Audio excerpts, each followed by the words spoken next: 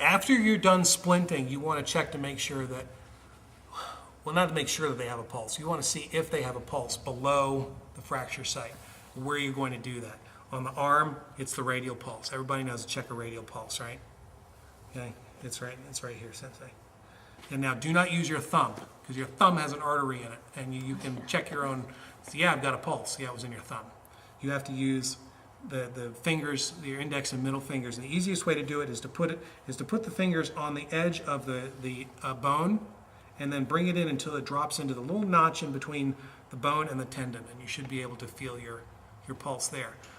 Ballpark figures for blood pressure and pulses. Ballpark figures. If you can feel a radial pulse, the person has a blood pressure of at least 80 systolic. All right, normal is 120 to 80 diastolic, and the difference is systolic is the pressure that the heart produces when it's contracting. 80 is the residual pressure that's left over by the vessels contracting against the fluid that's in it. And the readings are systolic over diastolic. Over diastolic. And 120 means that your heart can lift a column of mercury 120 millimeters. That's it. Mercury is very heavy, so that's actually a significant amount of force. So you start to slip into shock at a systolic of about 80 with signs and symptoms of other trauma. You get somebody like, well, the Tour de France is on. Let's just say Lance Armstrong. Lance Armstrong's resting blood pressure is probably about 40.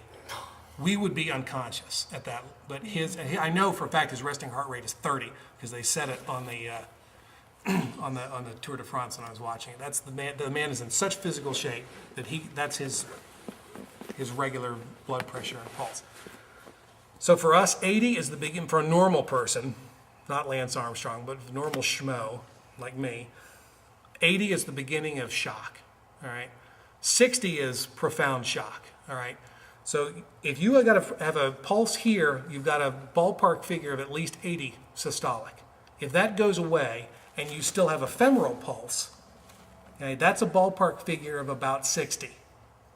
What's happening now is the body is starting to shut down the periphery and circulate the remaining blood in the core. It's very similar to cold emergencies, hypothermia, same sort of thing. This is due to blood volume loss. All right, so whether it be internal, external, it could also be shock. It can also be caused by anaphylaxis, bee sting, allergic reactions. In that case, the vessels just go and they open up. So you've got you can either have loss of fluid or an increase in the size of the system that it's in to produce blood loss. You can lose it without it going anywhere. So you still have a femoral pulse, about 60. If you've got neither of those and you've got a carotid pulse, it's about 40. And if you get that's bad, because that means the heart is just, all it's doing is keeping the brain alive. It's trying to forget about everything else. So after you maneuver somebody's arm back into position, you want to check the peripheral pulse. You can either do it with the radial pulse, or you can do it with a pedal pulse if it's a leg, which is right here on the foot. Hey, guess what? Remember when we do the Ippon Ken against the foot? It's the same spot.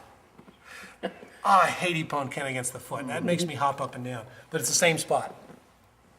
These areas are all interconnected. They are all, in all these spots, you've got a grouping of lymph nodes, a nerve cluster, and a pulse point. They're all clustered together. The body does it, I don't know. The body does it that way.